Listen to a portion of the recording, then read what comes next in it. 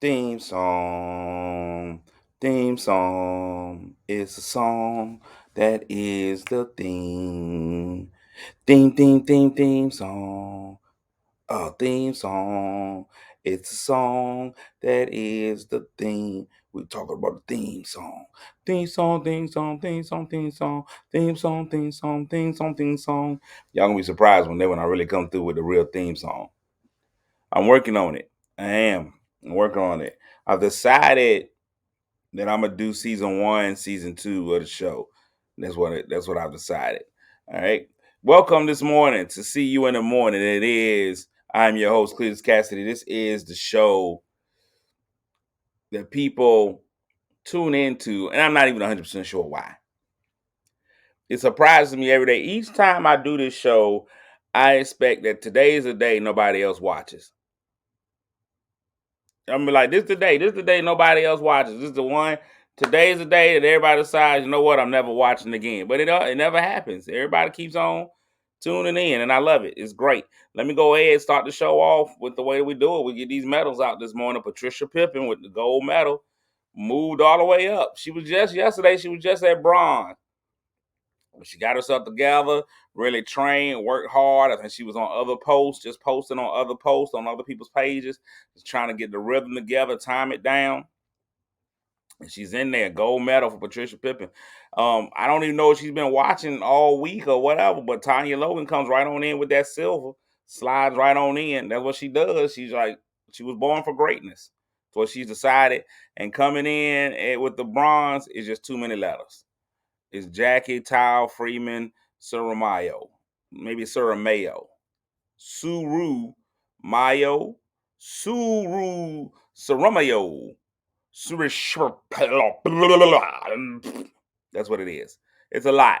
And I knew I was going to tear it up when I went in. Kit Kat Thomas usually right there in the top. Just, didn't make it this time. Dolores Lewis, good morning. JD King. Tina Hernandez. Janice Marshall representing for Chicago. Crystal Peel. Tony Fogel in the building again. Janice, I think I'm gonna have Chicago coming up in the next little bit. I just got a call about doing a show in Chicago, so I'll be out there in Chicago. Chi-Town, Windy City. I'm ready. I'm ready for Chi-Town in the winter. I'm ready. I'm going in. I'm gonna have nipple tape on just to keep them things down because I know it's gonna be cold. I know my body's gotta. I know my Suramayo. She said I pronounced it right the first time. Okay, I'm sorry. I'm actually pretty good with pronouncing names. I usually get them right. But I'm prepared. I'm a cold weather person, not just because I'm fat. A lot of people think it's my natural plumpness that makes me enjoy the fat. I do have the build of a bear. I do have the build of a bear. I just don't hibernate, but I am bear large. So a lot of times my flubber keeps me warm in the wintertime. That's the advantage that I have over the slim. Slim people sometimes aren't able to handle cold weather. I understand it's your natural build. You don't have anything to protect your bones. When you can feel that cold and you can feel that cold and coming through right there, you don't even know. That's different. Fat people, we got a layer of protection. That's what I consider it. A lot of times I think to myself I could lose weight, but then I lose my insulation. I don't consider it fat. I consider it insulation. I got a young man on here named James Overton. They call him Slim. That's what he is. He's a slim man.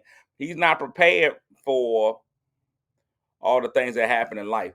Fat is protection all the way around. Now I know that they say in cooking that fat is flavorful. Wherever you got fat, there's gonna be flavor. I feel that I'm full flavored is one of the things that I can let people know. If you're talking about fat equals flavor, then I'm full flavored. But I think fat is protection in a lot of regions. Fat is protection no matter how you look at it. You slim people don't go into life with the same level of comfort and protection that fat people have. I've noticed that when you have to go things like I go to sporting events, right? When you go to a sporting event, and you got to sit on the bleachers, you notice that the fluffier people can sit longer without discomfort. I'm not saying that you're not gonna end up having the rump pain that everybody has when they sit at those events, but my fat people, we are able to sit a little bit longer than the thin. The thin people, you going with bone on bleacher action. You don't need that. You need that rump in there. You need that layer to protect you. I mean, you watch, and and I'm anti human trafficking. That's not something I enjoy. I don't participate in it at all. But I do know that I'm at a weight level that I don't have to worry about that. I know I've reached a weight where I don't necessarily have to worry about being trafficked. Now, first of all, I also know that I'm not what you would call traditionally handsome, so I'm not sure anybody's gonna try to put me on the sex market. I'm gonna tell you now, due to my lack of experience being a virgin, that's gonna make it difficult. Second of all, I just don't think it's gonna be pleasurable for anybody. I don't think a woman is going in and saying this is something that I want to do. So I'm already protected in that level, but I'm also in a weight class that makes kidnapping extremely difficult. I've said it before. Anybody who's gonna try to take me and put me in a human trafficking, that's gonna be a whole adult napping. That's not gonna be a kidnapping. I'm going past preteen into full adult napping. This is not something. If you ever go into a Walmart and you see they got some of the items like TVs and larger, heavier things, and on there's a warning for the Walmart workers. They tell them don't try this alone. They call it a team lift. A team lift. That's me. Kidnapping me is going to be a group activity. It's going to take a nation of millions. You really got to work together if that's your plan. That's all I'm saying. It's not something that's going to happen easily. So I'm protected. My fat is a layer of protection. Team lift. It's going to take 7 or 8 Russians to come in and steal me. It's not going to be something that's done easily. So I'm done there. Also, in cold weather situations, I'm protected. I'm already protected in cold weather situations. I've already got this one layer of insulation going on. My fat is my freedom. You notice a lot of times fat people don't have on the same number of clothing that everybody else has. You see, a lot of times you go out, it's a cold day, skinny people got on a coat and a scarf and a hat. And us more importantly, us fluffier people, we just putting on a light sweater. Because we already prepared. We are already ready. We're already going through life in a different way. So we good to go. So if you got fat, don't think of it as a curse. It's a gift. Your fatness is a gift. Now that gift flips over on you come summertime. Then the summertime, the gift is it's not as given. I ain't gonna lie to you. The summertime really puts your fat in a place that you don't want to be. Every now and again, people, I'm just trying to let y'all know if you ever around, some of us larger people, some of us more girthy individuals in the summertime, and you smell the aroma, it smells like Smithfield hams. That's usually us. We usually starting to cook off a little bit. It ain't nothing like keeping fat people in the sun, and we start to render down. You don't want that. We got to get us out of that sun. Get us in some shade or something. We get out there in the sun. We start to render down. The fat starts to melt. You can smell it. You don't want that. You don't want that. So you got to keep us out of the sun. It's a curse in the summertime. It really is. Now, all this was brought to my attention simply because I've been going through some things here in my own home. I've decided not to follow Jesus, but I did that. But I decided just to play around with the thermostat a little bit. You know, I am a firm believer in 72 degrees. I think 72 degrees is the perfect temperature for a home. Perfect temperature for a home. However, I've been talking to some of my friends of a female persuasion, and they've encouraged me. They've told me that it's way too hot in my house. Women believe 72 is way too high. You all put it in the comments. What's your ideal home temperature? Here's what women try to create. This is what I've noticed. Women are asking you to put the thermostat so low. because they want to create some kind of cold paradise in the home. They want it to be chilly. A lot of women have been hitting me with a 68. Look at Joanne Clark with 67 degrees. The Lisa 70. I'm just taking Jackie with a 73. Tina 68. Tanya, you would have 69 and a half. Until bedtime, 71, 72, 70, 72 to 73. So I'm not tripping with my 72. But a lot of my friends of female persuasion say they're going for 6 to 8. And here's what they attempt to do. They say you got to have it. Virginia Power recommends 6 to 8. I want it on 75. Women try to tell you that you have to create a chilly environment in the home during the wintertime because you get your best sleep when it's a little cold in the room and you got to pull your blanket over top of you. I'm just the opposite. I don't want to have any covering. I've already explained to all of them that my fat is a layer. Listen, I am a bed in a bag. Naturally, I'm a bed in a bag. I naturally have that type of weight on me that I'm an automatic bed in the bag. Once I sleep, no sheets, nothing. I'm Juanita Bynum. No more sheets. When I make my bed, I don't have to make it no more because I'm sleeping on top of them. Every now and again, I might get under a sheet. It's very rare that I'm under a blanket. You go out in the wild and you look at a bear. When you find me a bear that's coming in that thing with a blanket, when you tell me the bears need blankets for hibernation, that's when I'll get one. But y'all want it to be cool in there. Women have an expectation of coldness and a fan. It's crazy. It's ridiculous. You can find a me in Bed Bath and Beyond. I'm all the sheets I need. And Tanya Logan, one of my favorite people in the world, but also she's that guest on the show. She done went and researched human bodies get optimal rest in 65 degrees. 60. Who? What humans? What human does that? 65 degrees? Look at James. See, this is James. James is clearly a married man. James is clearly a married man. That man said she got the temperature on 65 with a window open and a fan on. Why? This is another reason why I feel like I'm probably not married. Because I'd make my wife go sleep outside. I would probably make her go sleep right on outside. I'd be like, you know what? Go on out there. Go on outside. Sleep out there. Sleep outside. You'll get the temperature that you want. Go on out there. Experience some homelessness. Go out there and see how they living. And see if we need these fans and stuff. Meanwhile, men been going through sinus issues. You stopped up. You can't sleep. And it's because of her. Because she got you sleeping in a refrigerator.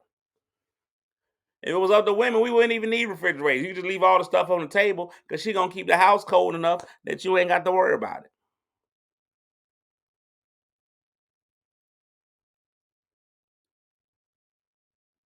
It's crazy. Gonna give you an extra blanket. Listen, James, let it out. This is a safe space. One of the things, even though I have a lot of viewers that are of the female persuasion, I want my lives to be a safe place for men. I want men to be able to come in here and feel safe. I want y'all to be able to come in here and express yourselves, gentlemen. Mrs. Hayes, look what you're doing to this man. Look at what he's doing. That man ain't warm no more. An extra blanket. What a man need an extra blanket for? What I need to be tied down. Now you gonna give that man extra blankets, and if an emergency happens, he can't even get out the bed because you got him weighed down. He got 14 million blankets on top of him. He going to bed in a fort. Man, that man works hard. Let him, if he want to give his money to Columbia Gas or Virginia Power or Chicago Lights or whatever country you in, let that man pay it. 63 degrees in the house. That man freezing. And here's the other problem. Then women don't even want to wear clothes to bed. Women don't even Women don't even wear clothes to bed. That's the other problem. We'll put something on. Put something on. I feel sorry for the married man. That woman ain't got no clothes on. You got to worry about rolling over areola in your sleep. It's just a lot. You already shivering. Now you got areola. You got to kind of avoid those in your sleep. It's just a lot happening. I guarantee you this: if I was to ever take that walk down the Green Mile, never get married. If I would take that walk down that Green Mile, I'm tell you right now, if you plan on keeping it cold in the house, I plan on throwing elbows in my sleep. I'm just letting y'all know. Throwing elbows in my sleep. Right. Throwing elbows in my sleep. You're gonna get kicked that night. And it's just gonna happen. And I'm gonna blame it on me being a wild sleeper. If I ever go down that death row walk, getting married, because that's all it is. Men don't get a fair try at the wedding. Men come out that side door. Wedding ain't for no man. That man got to walk out that side door with his head down and the pastor with him. The same thing. You ever watch the similarities of when they walk a man in for a wedding, and when they walk a prisoner in to go to the electric chair. It's exactly the same thing. It's the exact same action. Same thing. You walk in, you got the pastor in front of you, the best man behind you, so you can't make that dope, you can't dash off. They come in like two guards. They walk you through the side. You don't get to walk down there. That's the whole thing. The man don't even get to come down the main aisle. They just slide him out of a back door. Come on in. That's how they treat you. They hold you in a little room. It ain't nothing. Marriage is beautiful. At least weddings are beautiful. That's it.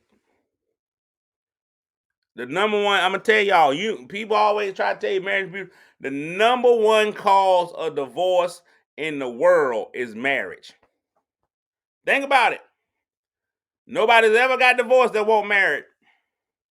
Marriage is the number one reason for divorce. You gotta look at the facts. These are facts, people. These are facts. The number one reason. Nothing for the man. But here you go with this heifer. You gonna go marry this little heifer, and she gonna get everything. She gonna get it all at the wedding. The man don't even get to choose how many people come to the wedding.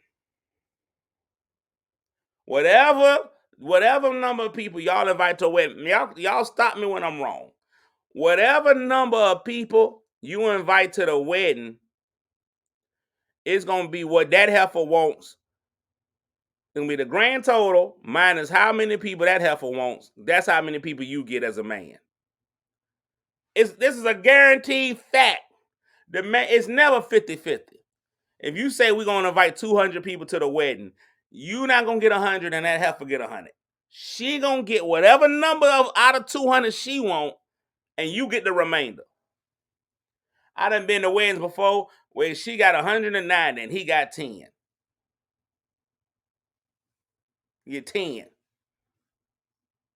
The man don't never get his choice. He get all the leftover invites. I'm telling you. And see, my best friend and his wife, now they want to throw in how well their wedding went. They worked together on the wedding. And of course you feel that way. Every woman feels like you work together on the wedding. Everybody does. They all feel like they work together. Of course.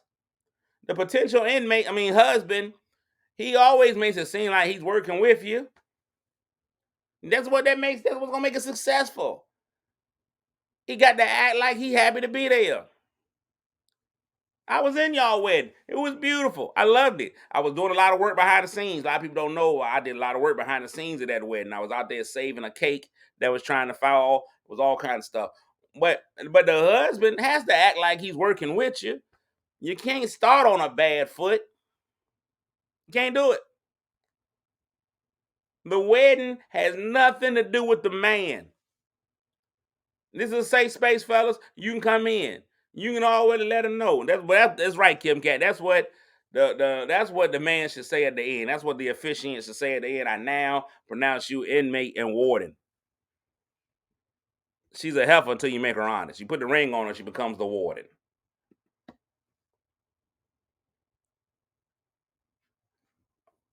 Oh, just to say, I'm talking about the guest list.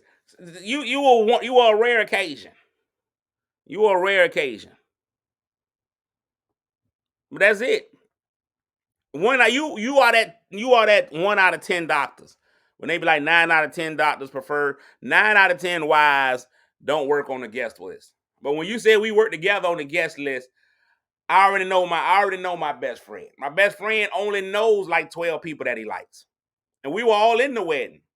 That's how he was able to get through. He put everybody he liked in the wedding. Watch. And women, y'all be putting these unrealistic expectations on the wedding party. Let me tell y'all right now, ladies, it's only like 3 guys that want to be in a man's wedding. We don't want to be in the wedding. We don't. It's just horrible. You got us, you want to come through with 437 bridesmaids. We don't know enough people to even it out. It's difficult. I was a substitute in a wedding this year. Matter of fact, I think I'm gonna let it be a business. I am gonna put up substitute. I'm a perfect groomsman. I'm a perfect groomsman. I'm able to walk in. I've been a substitute groomsman before. I'm gonna offer that service. I'm gonna put it online. If you have a groomsman that backside of the wedding, or somebody gets sick at the last minute, or she got 6, you only got 5, choose me. Perfect groomsman. Perfect groomsman. I walk down, I take my groomsman responsibilities very seriously. I walk down the aisle at 90-degree angles. I stand straight the whole time. I won't hit on your bridesmaids. See, a lot of guys go in. I'm telling y'all, ladies, just telling you, letting you inside of the mind of a man. I'm just letting y'all inside the minds of a man. A lot of men automatically feel as though they need to try to hook up with the bridesmaid that they're attached to. A lot of guys see that. A lot of guys get upset if you don't give them somebody that they find visually attractive. There's been a lot of reluctant groomsmen. I don't care what she looks like. You send me down the aisle with Quasimodo. I'm gonna sit there in those pictures. I'm gonna make her feel like the most beautiful girl in the world. That's what I'm gonna do. That's a big step. Ladies are worried about it too. Men worry about it. Ladies always don't want a groomsman to walk down that's shorter than them. I'm average male height. As long as you don't have a WNBA player, I should look fine in the pictures. We walk together. I'm a protector. I will make her feel comfortable, and her husband and or boyfriend. I was recently in a wedding. I had a long talk with the boyfriend before the wedding to let him know that he was safe with me taking his woman down the aisle. It was nothing for him to worry about. Me having that discussion with him made him feel a whole lot better about the whole thing. Meeting me made him feel comfortable. Look at what Tony said. Lots of hookups have happened in wedding parties. Hookups, but not relationships. I'm telling y'all right now, come with 100% guarantee, I'm not sleeping with your bridesmaids. It's not what I'm here for. Hire me. I'm here for the service. I'm here for the work. Now, I saw a comment up there that was a little bit disrespectful, saying that I know a lot of people. My list will be long. No, it won't. I know a lot of people. I like a few. And it is now the key to my success is making all the people that I know feel like they are people that I like. That's the key to your success. Know a lot of people, like a few. Plus, it goes beyond just knowing people before you can put them in a wedding. You have to have some kind of backstory. There's got to be some kind of backstory before you let somebody in your wedding. Y'all have had to have an experience together, climbed a mountain, almost got arrested. Something has to have happened. There's got to be a connection between y'all before you can let them in the wedding. You can't just let people in the wedding just because you know them. Just because you know them, you can't let them in the wedding. That's just ridiculous. Being in a wedding is that's a life, or at least a wedding long. As long as the marriage lasts, then that's you in there. Really, to be honest, and we won't talk about it. Everybody in the wedding party is connected as long as that marriage lasts. That's a big step. As long as that marriage lasts, everybody that was in that wedding is attached to each other. Because you never know what year they want to recreate it.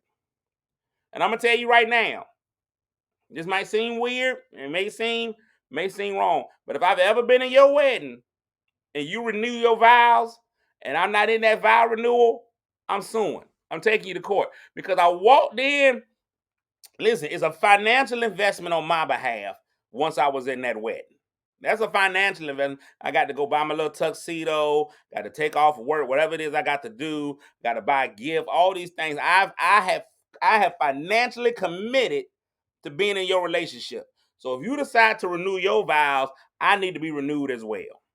I need to be renewed as a groomsman. I'm letting you know all these things. Now, Patricia, let me tell you something. I don't have a lot of rules for the people who watch my show.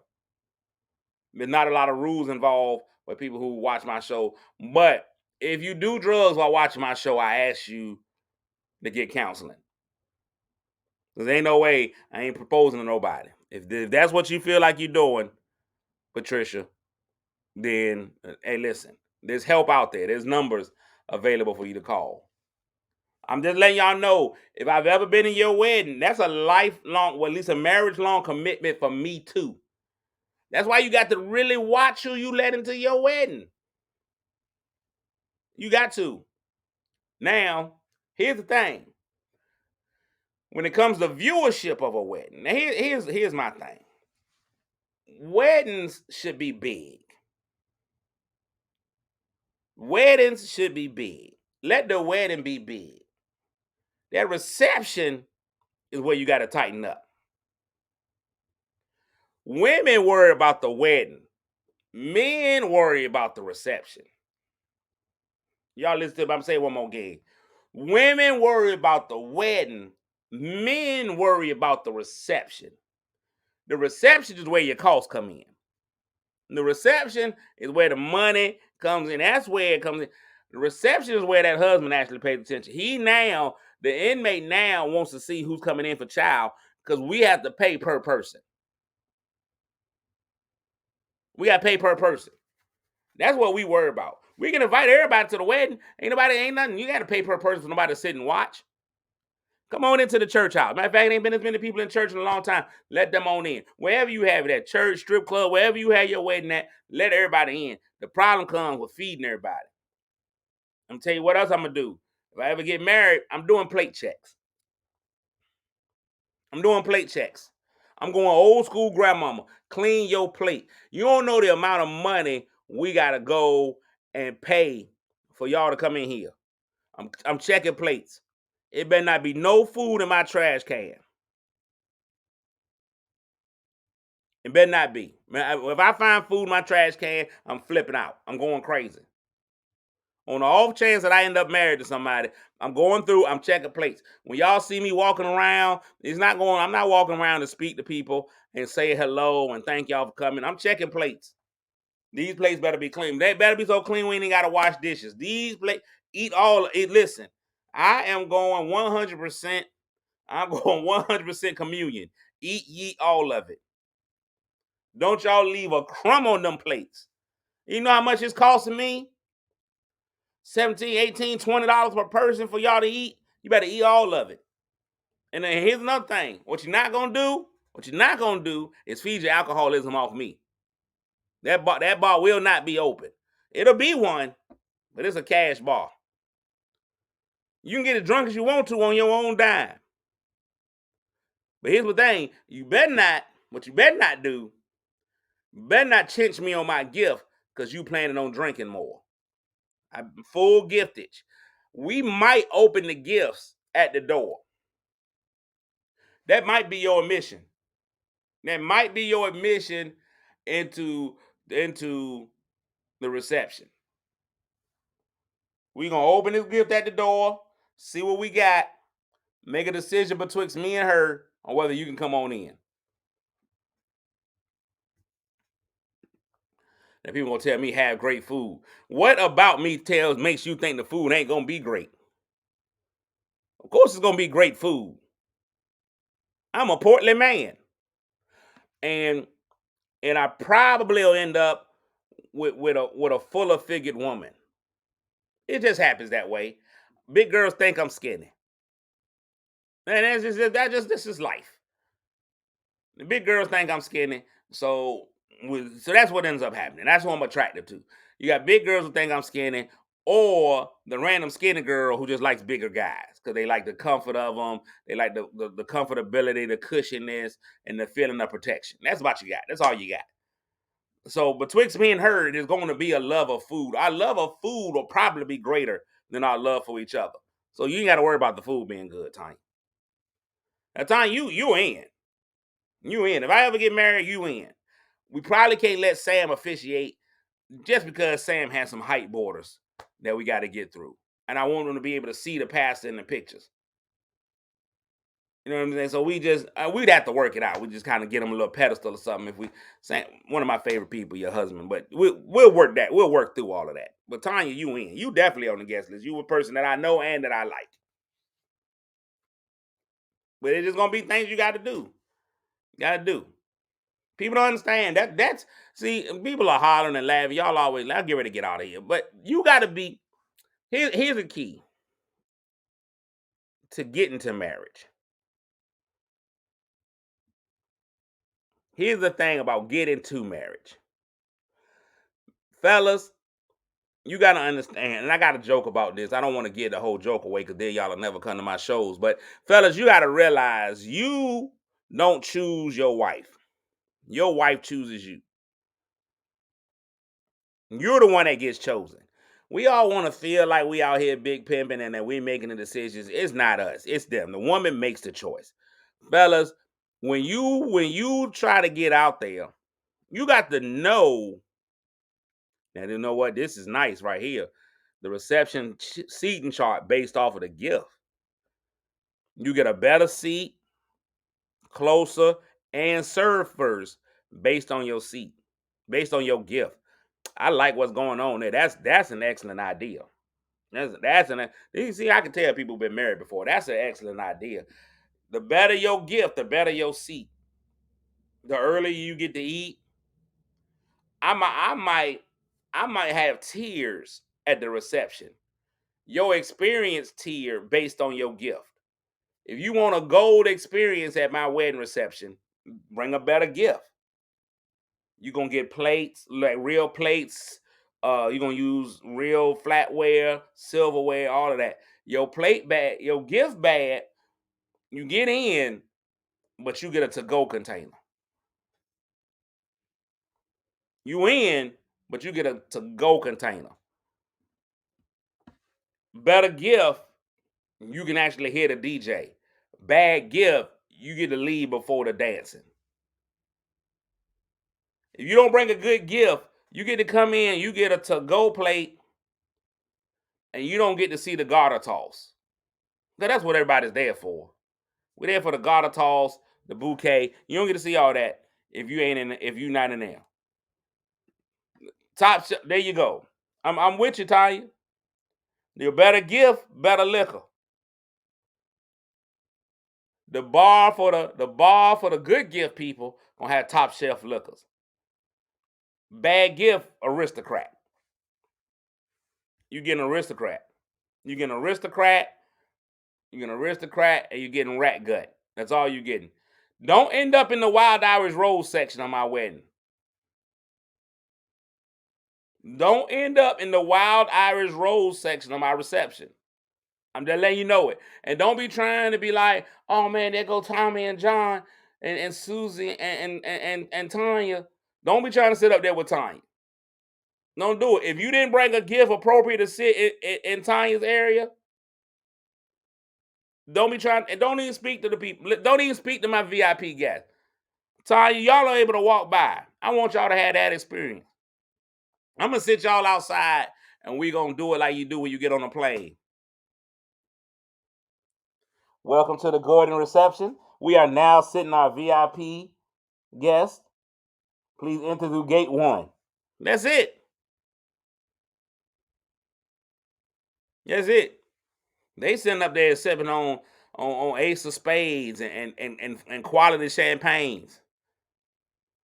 But act up. You sitting back here, you gonna get in. Bet your gift be insufficient. You getting in. You getting in. But it's nothing but Mad Dog and Wild Irish Rose and Andre. When we had the toast and they up there with Ace of Spades and you got Andre, just know you brought that on yourself. You brought it on yourself.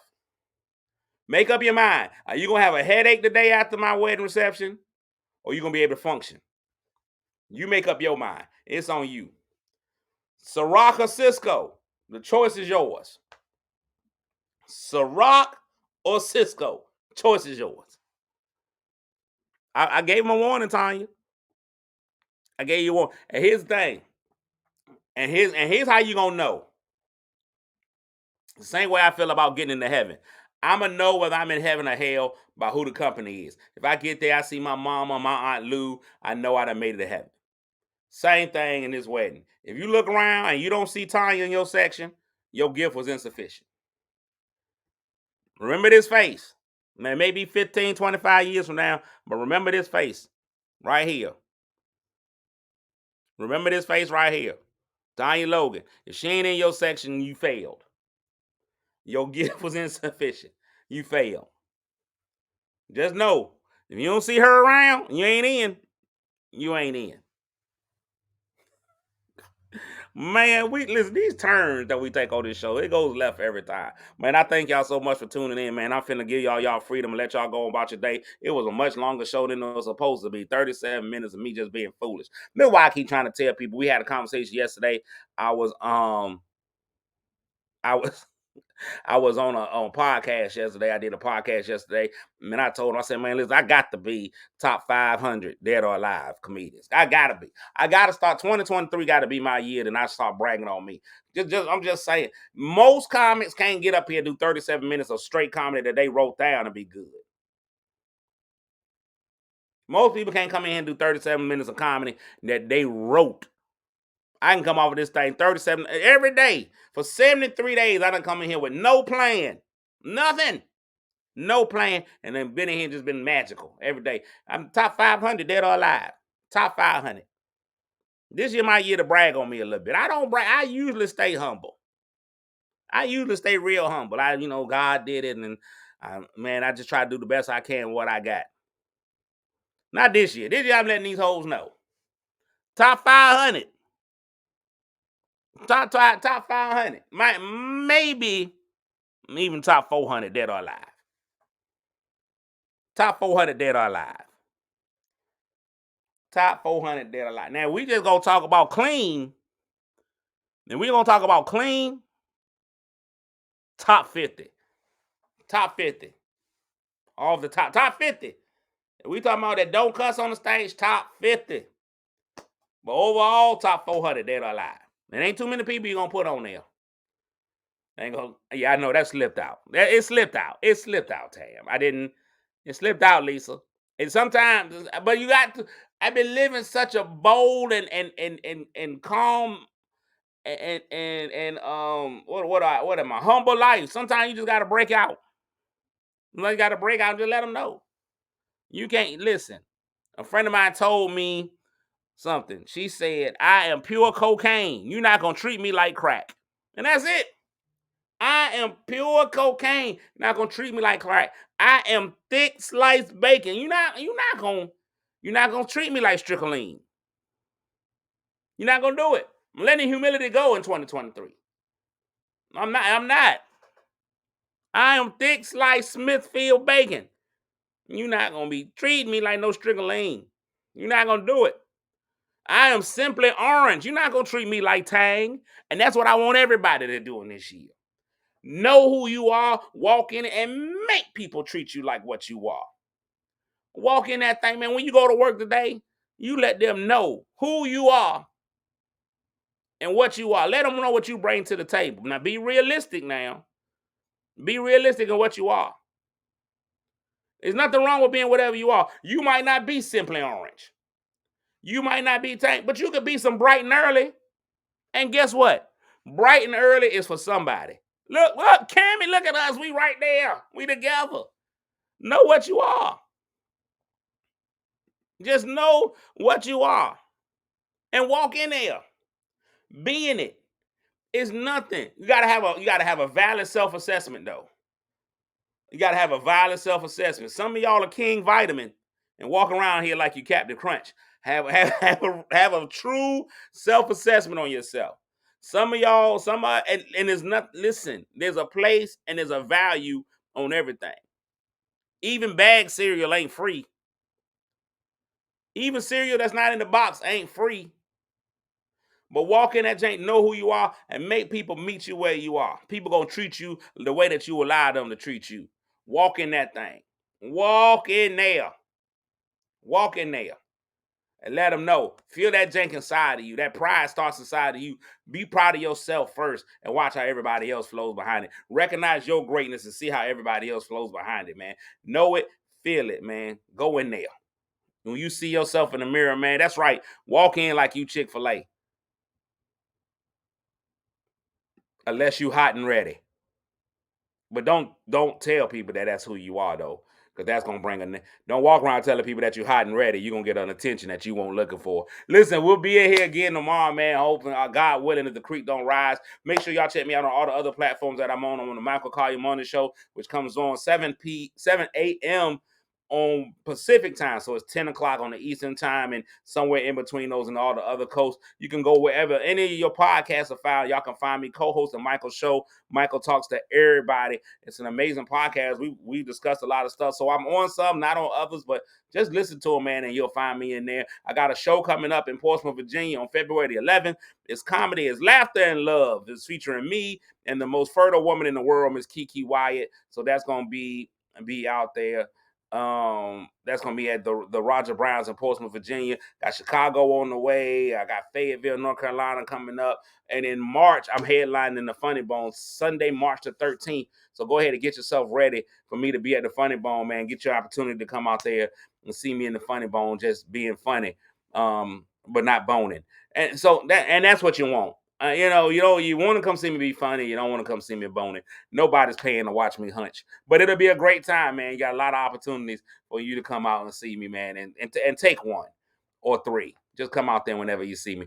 But if you don't see me there, I'll see you guys again in the morning. I'm out. Peace. I'm going to delay a little bit because somebody said it cuts off as soon as I hit end. So I'm just going to delay a little bit to give y'all a chance to get caught up. Ready? 1, 2, 3, pause.